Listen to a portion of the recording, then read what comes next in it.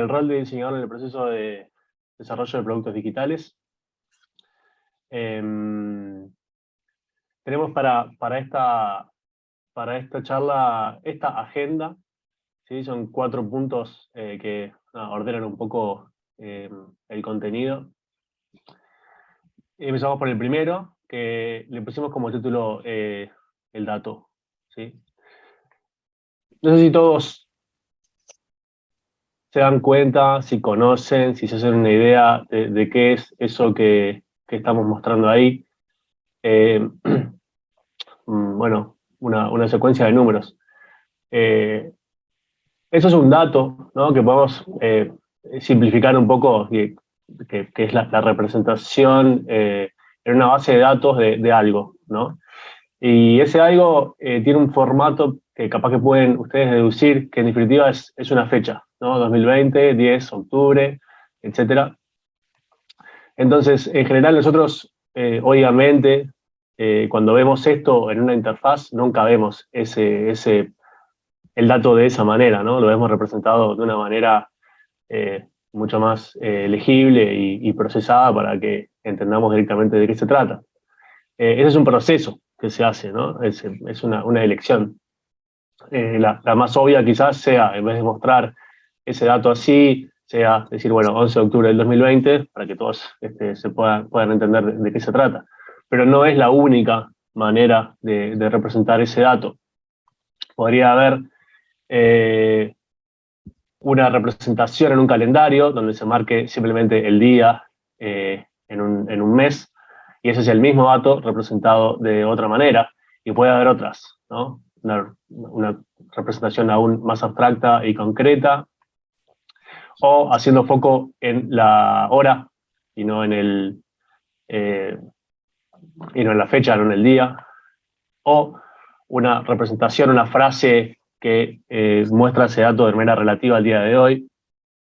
No es real, ¿no? Esto no pasó hace 5 meses, pero se entiende para el ejemplo. O una representación similar a los anteriores, pero que pretende simular, digamos, y vestirse un poco de un elemento cotidiano de un calendario de papel. Entonces, todas estas 6 formas, son representaciones del mismo dato. Y, bueno, la elección o la decisión de qué formato mostrar en una interfaz es trabajo del diseñador. Nos parecía que estaba bueno partir de esta base, que la materia prima de nuestro trabajo son los datos y la manera en que los representamos en las interfaces. Por supuesto que el ejemplo de la fecha a mí me parece un buen ejemplo, pero los tipos de datos son muchos, ¿no? Y en general aparecen agrupados o compuestos, ¿no? Entonces, esta es una captura de un producto en un listado de Amazon, en donde tenemos muchos datos. Y cada uno de esos datos fue procesado por el diseñador, o se eligió para cada dato una representación en particular, ¿no? Bueno, y ahí también juega la manera en que cada dato se relaciona con el otro, ¿no? El tamaño de la foto con respecto al tamaño de las otras cosas, el precio, el color del precio, la manera en que, teniendo 2 datos, que es el precio original y la oferta, bueno, nosotros podemos deducir que ahí hay un 27% de descuento. Eso es un proceso también, una decisión deliberada de cómo mostrar ese dato. Y bueno, como también en el caso de las estrellitas y el número que aparece al lado, eso es un patrón reconocible, ya que nosotros sabemos que, bueno, eso es un rating que tiene ese producto, conformado por la opinión de 44.151 usuarios que dieron su opinión. Todo eso y la manera en que se dispone es trabajo del diseñador. Y bueno, y esto es un último ejemplo que me interesaba mostrar, que es, bueno, una representación de datos que en la base de datos, obviamente, están representados de otra manera, pero que hoy se transformó en un estándar absoluto, que es, bueno, la manera en que WhatsApp muestra los mensajes que están enviados, recibidos y leídos. Esto tiene un proceso de trabajo seguramente grande y muy estudiado, y hoy se convirtió en un patrón. Un patrón a tal punto de que si nosotros estuviéramos trabajando en un sistema de mensajería similar a WhatsApp y queremos representar esto, en la medida de que no usemos este patrón, vamos a estar cayendo como en una especie de error. Digamos, reutilizar patrones de decisiones que se transformaron en estándar es una cosa más que recomendada, es casi un requerimiento. ¿Ah? Bueno, esa es la primera parte. Yo hablando, no estoy siguiendo si hay algo en el chat o algo, pero cualquier cosa me avisa. La segunda parte queda a cargo de Majo, así que me callo un rato. Bueno, en esta segunda parte nuestra idea era como un poco presentarles a ustedes. Sé que hay muchos estudiantes de diseño gráfico que capaz que se preguntan un poco cómo introducirse a lo que es el diseño de producto, y nos gustaría como un poco contarles esos puntos de contacto que existen entre el diseño gráfico, particularmente el diseño editorial, y lo que es el diseño de interfaces y el diseño de experiencia de usuario, que son componentes muy importantes del diseño de producto. Un dato no menor de algo que decía Gus al principio es que hoy en Movit somos 14 diseñadores los que estamos en el equipo, pero hace, no sé, 3 años capaz que eran 4. Entonces, y muchas de esas personas que entramos como diseñadores venimos del mundo gráfico, que después sí nos vamos formando más particularmente en lo que es diseño de producto, pero nada, el diseñador gráfico o multimedia ya tiene como en su haber muchas herramientas que le sirven para lo que es el diseño de producto. A la siguiente, Gus. Bueno, ahí un poco lo que les decía, este punto de contacto entre lo que es el diseño editorial, el diseño de experiencias, el diseño de interfaces. Seguimos, Gus. Uno de los puntos como bastante interesantes que tienen en común el diseño editorial con lo que es el diseño de producto es el punto de partida. Nosotros como diseñadores tomamos determinadas decisiones que a la hora de diseñar tenemos que tener en cuenta quién es que va a utilizar lo que yo voy a diseñar, para qué, cuándo, en qué contexto, quién es ese usuario, por qué me elige utilizar a mí. Y esas decisiones que tomamos van a condicionar desde un punto de partida, no sé, ya sea en diseño editorial, la tipografía que voy a utilizar para ese tipo de usuario, las dimensiones que voy a utilizar, ya estoy pensando en qué soporte se va a imprimir, qué tipo de papel, si el presupuesto que tengo me condiciona en la cantidad de tintas que uso. Bueno, lo mismo nos pasa como diseñadores de producto, y somos los diseñadores que tomamos un poco estas decisiones cuando nos enfrentamos a diseñar una pantalla.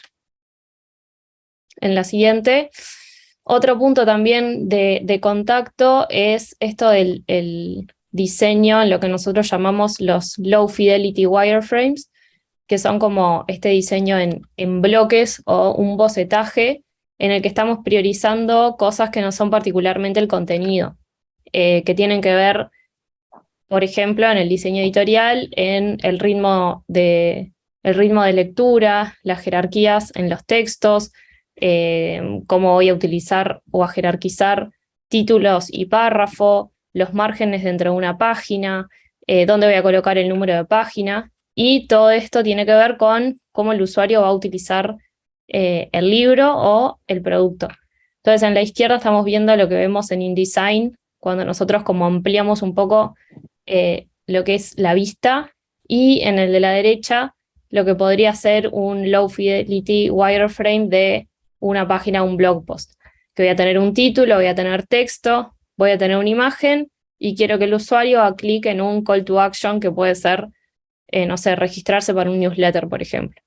Pero antes de tener el contenido exacto, cuál va a ser esa imagen, etcétera, lo que tengo es como un parámetro un poco más amplio y general, que también pasa cuando diseñamos producto, que estamos pensando cuál va a ser el ritmo de lectura, dónde voy a colocar una imagen, y todo ese tipo de decisiones.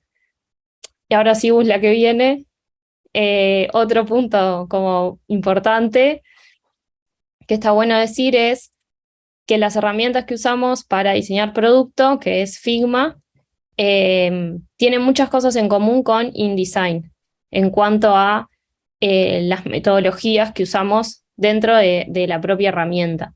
Y una de esas cosas particulares que tiene es el tema de la definición de estilos. No sé si todos conocen un poco lo que es InDesign, pero es una herramienta de Adobe que se usa para el diseño editorial y tiene toda una parte en la que nosotros vamos a setear determinados estilos. Estilos de texto, vamos a definir un estilo para los títulos, un estilo para los párrafos, vamos a definir paletas de colores, tratamiento de imagen, y todo eso va a estar guardado en una librería. Esa librería nosotros la llamamos cuando vamos a diseñar. Por ejemplo, soy diseñadora del diario El País, lo que yo utilicé, todos mis estilos que utilicé un lunes, los voy a necesitar martes, miércoles, jueves, viernes, y así durante mucho tiempo hasta que sea un rediseño editorial de ese material. Entonces no es que yo cada vez que empiezo de nuevo a diseñar tengo que volver a hacer toda esta definición de estilos. En InDesign, en Figma, pasa lo mismo, pero en vez de librerías, nosotros le llamamos Design Systems. Entonces, a la hora de crear un nuevo flujo dentro de un producto, nosotros ya tenemos ese Design System al que llamamos para mantener como una cierta coherencia dentro de los estilos de lo que vamos diseñando. En la siguiente, otra cosa que tienen que está bueno es esto de las páginas maestras, que en InDesign, por ejemplo, vamos a definir una página maestra que va a tener seteado el tamaño de las columnas, va a tener seteado los márgenes, cómo y dónde ponemos número de página, por ejemplo, y una vez ese estilo que definimos en la página maestra se va a replicar en las 500 páginas de una novela o en las 24 páginas de una revista. Y una vez que nosotros cambiamos esa página maestra, se va automáticamente a cambiar en todas las páginas donde esté aplicada. Bueno, nosotros en Figma le llamamos un componente madre. Entonces, en ese Design System vamos a definir un componente madre que vamos a necesitar y después lo vamos a duplicar, generar variantes dentro de ese componente madre, llamémosle los componentes hijos, que vamos a usar en distintas partes del producto. En la siguiente bus, entonces, por ejemplo, yo puedo definir que hay un determinado elemento que voy a necesitar crear un buscador. Y dentro de ese buscador voy a definir que tiene la barra de búsqueda, que tiene un texto y que tiene una imagen que va a apoyar lo que yo estoy diciendo en ese texto. Entonces voy a crear variantes de ese mismo componente, ya sea, por ejemplo, para cuando no hay resultados de búsqueda o qué es lo que el usuario ve previo a la búsqueda. Entonces, si yo el día de mañana cambia toda la tipografía dentro de ese producto, basta con cambiarla en el componente madre para que automáticamente eso cambie en todos los restantes componentes. Lo mismo pasa con las imágenes, con los tamaños, etc. A todo esto, en la siguiente bus, ¿por qué es que está bueno diseñar un poco con estas metodologías, tanto en producto como en diseño editorial?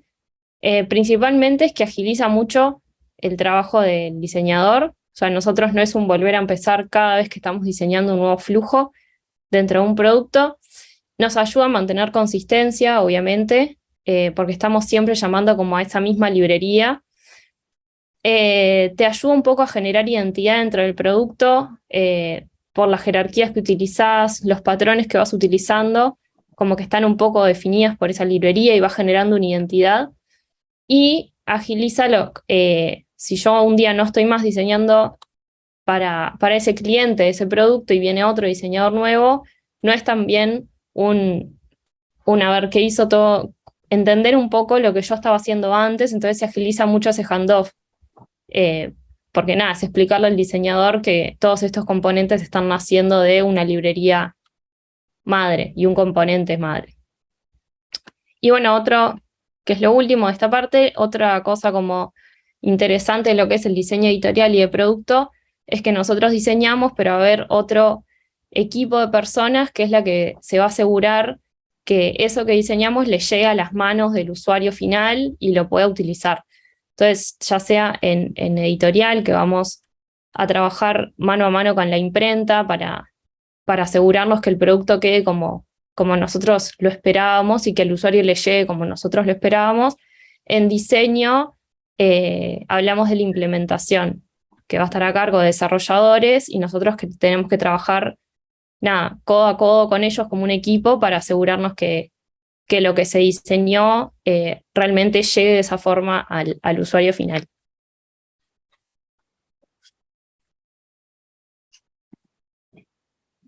Bien, retomo yo con esta parte, que va a ser un repaso también, otra vez, muy, muy genérico de roles y procesos en nuestro trabajo.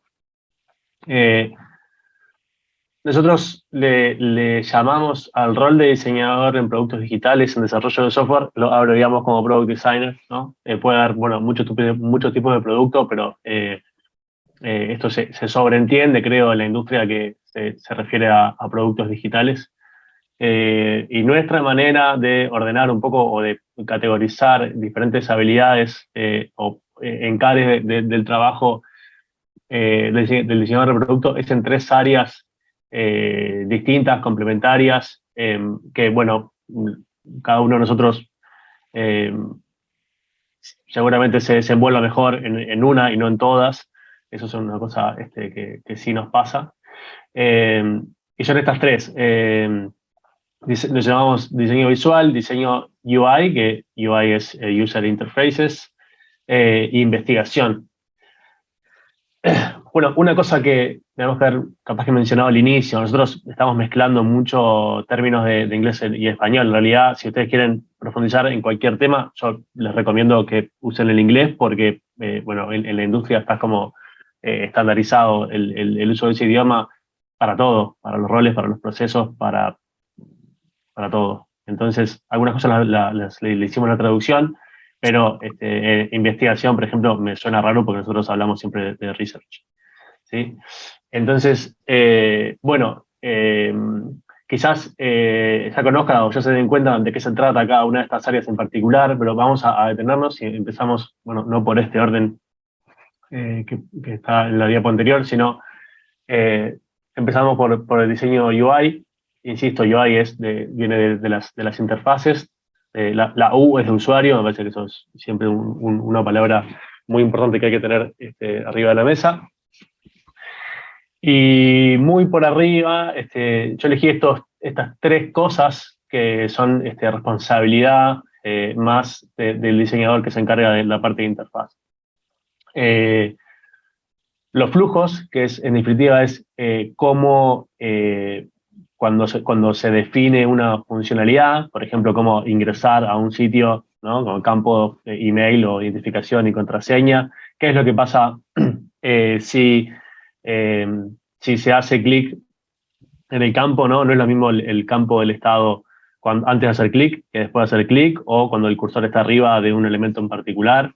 ¿Qué es lo que pasa cuando se cliquea el botón? ¿Cómo eso interactúa con el usuario y cómo interactúa con la pantalla siguiente? Eso es interacción y flujo. Aquí me faltó la parte de interacción.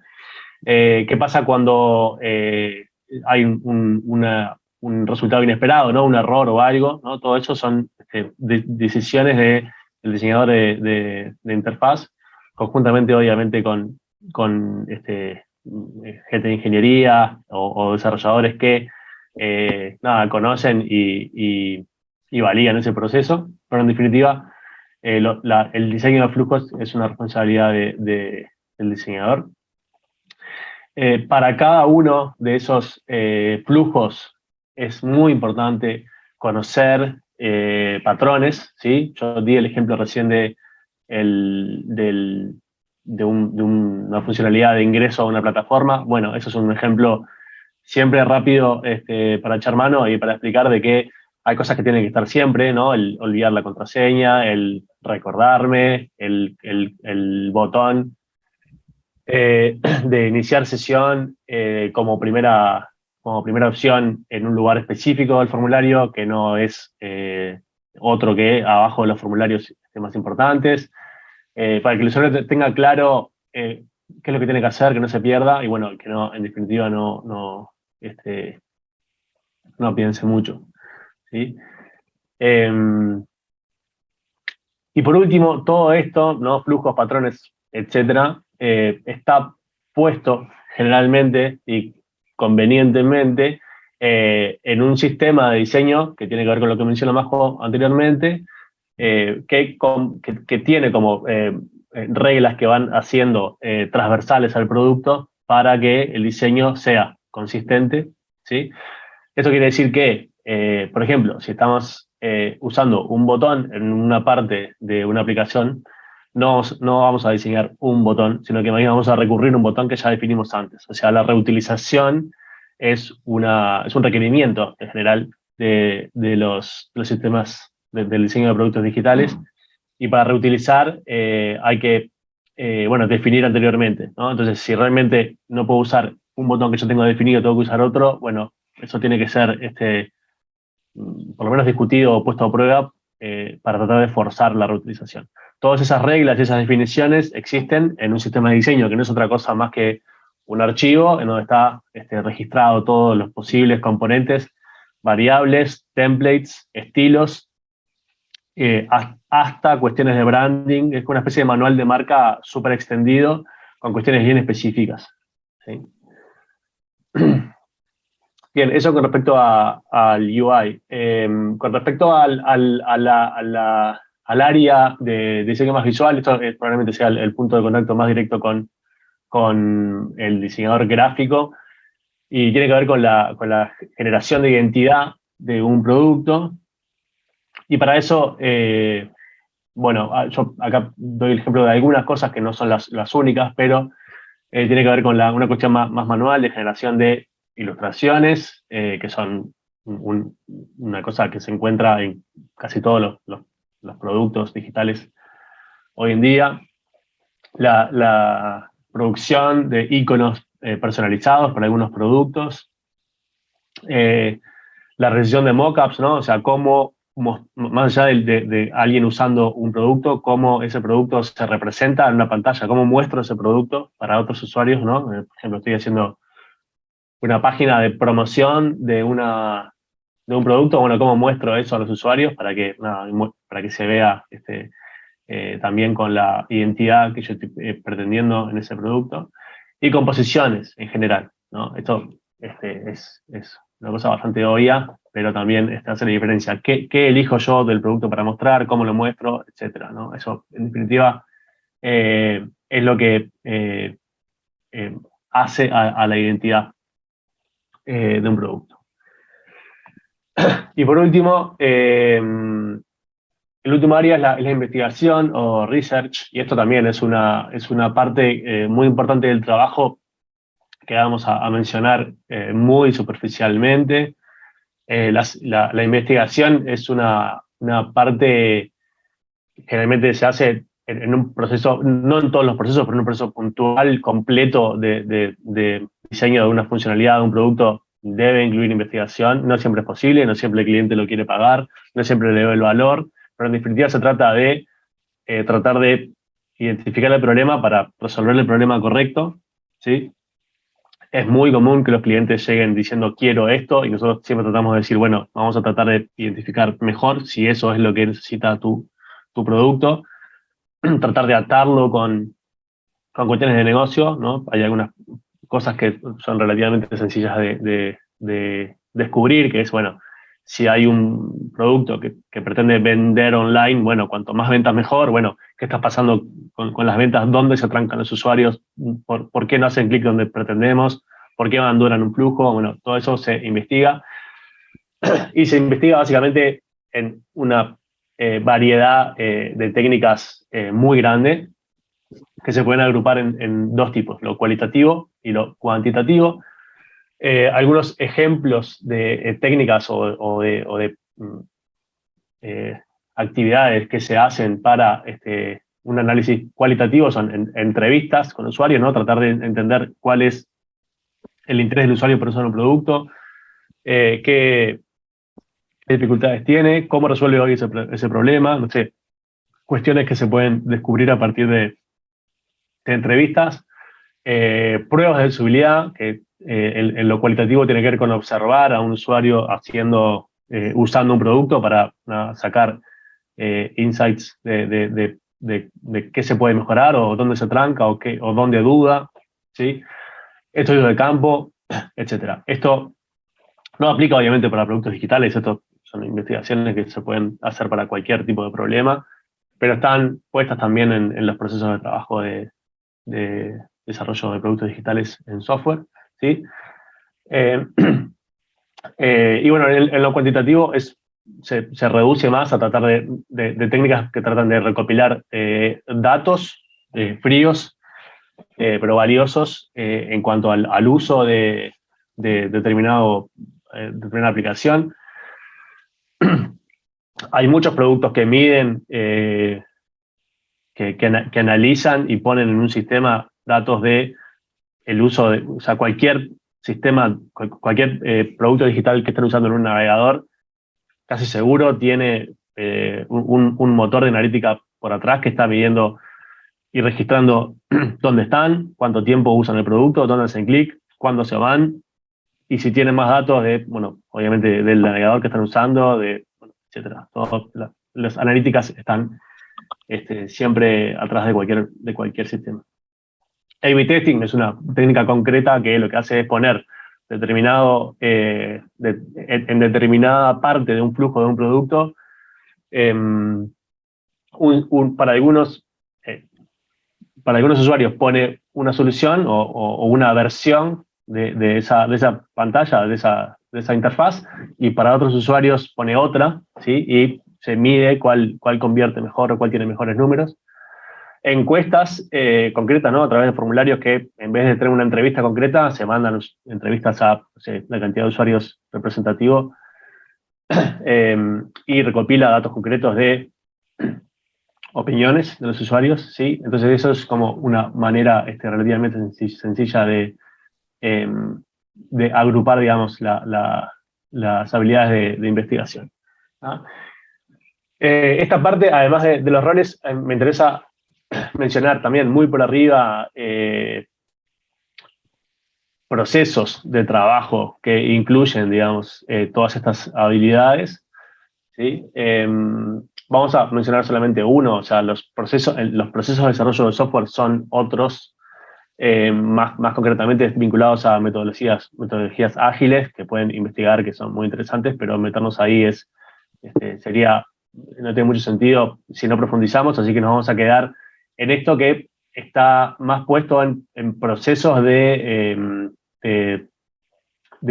diseño, ¿no? Esta es una definición más o menos estándar que ustedes buscan, no sé, User-Centered Design Process o algo así en Internet o cosas parecidas, van a llegar a esto de una u otra manera, que tiene básicamente dos partes. Tiene la parte de investigación, ¿no? La parte azul de ese esquema, que tiene que ver con investigar, con identificar el problema correcto, con saber, bueno, a partir de qué se va a trabajar y para qué, ¿sí?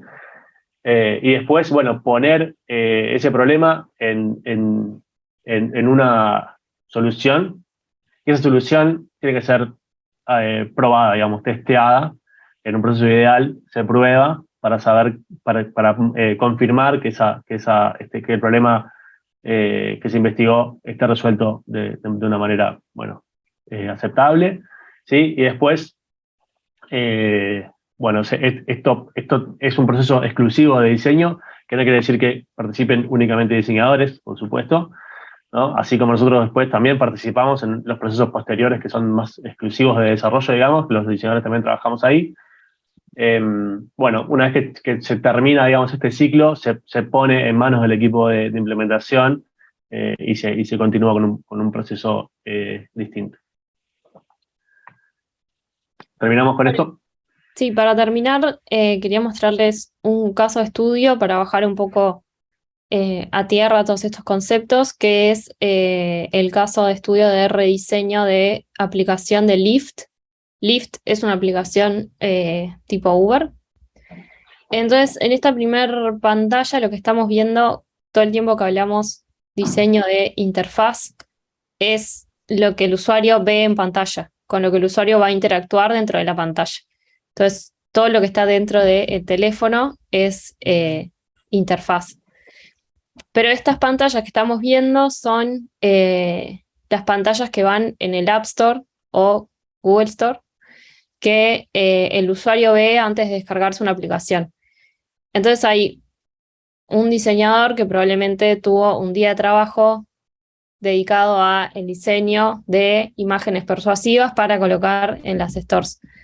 Entonces, nada, eso tiene un poco que ver con diseño de otros rubros y no solamente diseño de producto. Pero bueno, eso es el diseño de interfase.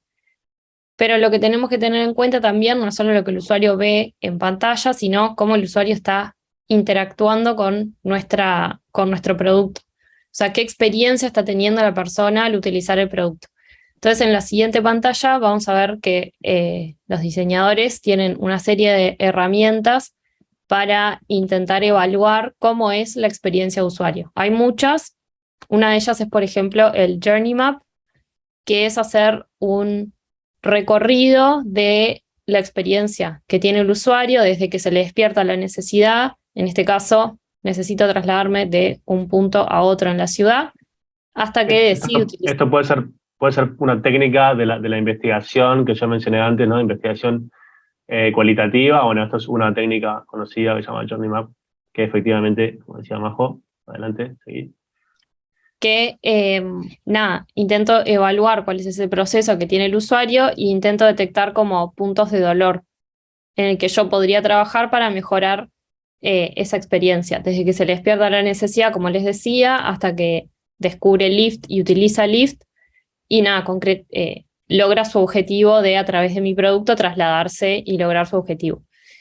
En el caso de Lyft, lo que detectaron fue que uno de los puntos de dolor era el momento de subirte al auto. O sea, que el usuario sentía un poco de inseguridad de subirse al auto correcto y nada, le generaba eso inseguridad. Entonces empezaron el equipo de diseño de Lyft con un proceso de técnicas que también había explicado Gus anteriormente, entrevistar a usuarios, hacer encuestas, recolectar esa información. Hay distintas técnicas también para sortear esa información o clasificarla, categorizarla, evaluar qué cosas de todo eso que nos están diciendo en las entrevistas puede llegar a bajarse en una nueva feature o en una nueva cualidad del producto. Hay otras técnicas que también puedan conocer, benchmarking, qué están haciendo otras empresas o otros productos iguales al mío en relación a esta problemática, etc. Y llegaron a un rediseño que implicó, por ejemplo, en la siguiente pantalla, en vez de mostrar una foto del auto, se muestra el modelo del auto y se detalla la chapa. Que nada, eso era como un punto que detectaron que podía ser la matrícula, un punto que detectaron que podía mejorar esa parte de la experiencia del usuario. Y a su vez le dan bastante a mano algunas herramientas como compartir el viaje, que tienen que ver también con brindar seguridad a la hora de hacer el producto.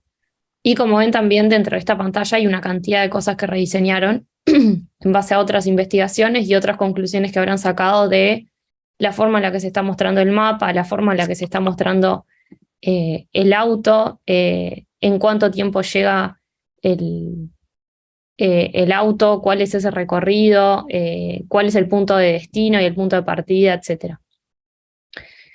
Después también hicieron otros tipos de testeo que tienen que ver con la usabilidad.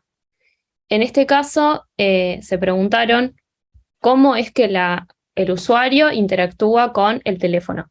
¿A raíz de qué? De que los diseños de los teléfonos fueron cambiando y son teléfonos cada vez más grandes. Entonces empezaron a estudiar cómo es que el usuario interactúa con el aparato, digamos. Y descubrieron que hay un 49% de las personas que utiliza una sola mano para manipular el teléfono. Entonces, a continuación de eso, lo que decidieron investigar es un estudio de reachability, o sea, qué superficie es cómoda para que el usuario con su pulgar acceda como a las funcionalidades principales. ¿Para qué estudian esto? Para intentar poner dentro de ese alcance cómodo para el usuario las funciones esenciales de lo que es este producto. Una vez que hicieron esta investigación, empezaron a rediseñar lo que es la aplicación, implementaron A/B testing, que es lo que Gus les contaba antes, de crear 2 alternativas para una pantalla, presentárselas a usuarios y ver qué resultados se tienen. Y finalmente lo que hicieron como resultado final es que prácticamente que movieron todos los elementos que ellos tenían en la parte superior de la pantalla, la barra de búsqueda, y distintos elementos que el usuario iba seleccionando para elegir su viaje, los movieron todos para el lado, para la parte inferior de la pantalla. Que nada, es un cambio muy grande de lo que son, que Gus también mencionaba hoy, los patrones a los que estamos acostumbrados, porque normalmente vamos a pensar, no sé, una barra de búsqueda para colocar la dirección arriba. Y nada, el Lift está un poco cambiando eso en base a investigación que sustenta esos cambios de diseño. Y nada, dentro de toda esta charla hemos mencionado conceptos de interfaz de usuario, experiencia de usuario, usabilidad, investigación de usuario, user persona y user story map, creo que no hemos detallado, pero son otras técnicas. Y todo esto se engloba en lo que también Gus ha mencionado, que es el user-centered design. Que quizás ese puede ser un punto un tanto distinto en lo que vivimos como diseñadores gráficos, que es que el diseñador de producto está siempre pensando en el usuario final que va a hacer uso de ese producto. Capaz que un diseñador gráfico me contacta el dueño de una cafetería para hacer un rebranding de su local, y yo voy a estar como en mucha interacción con el cliente, consultándole cosas sobre su negocio, sobre la historia del negocio, sobre puntos que quiera destacar, pero rara vez capaz me voy una semana entera a sentarme en distintos horarios en esa cafetería, a utilizarla como lo usaría un usuario, a entrevistar a gente que está comprando, a hacer encuestas, etc. En el caso del diseñador de producto es clave como que en todo momento tengamos presentes el usuario final que va a hacer uso del producto que estamos diseñando, que en realidad el producto nace para resolverle una problemática a ese usuario. Entonces hay que tenerlo como siempre presente.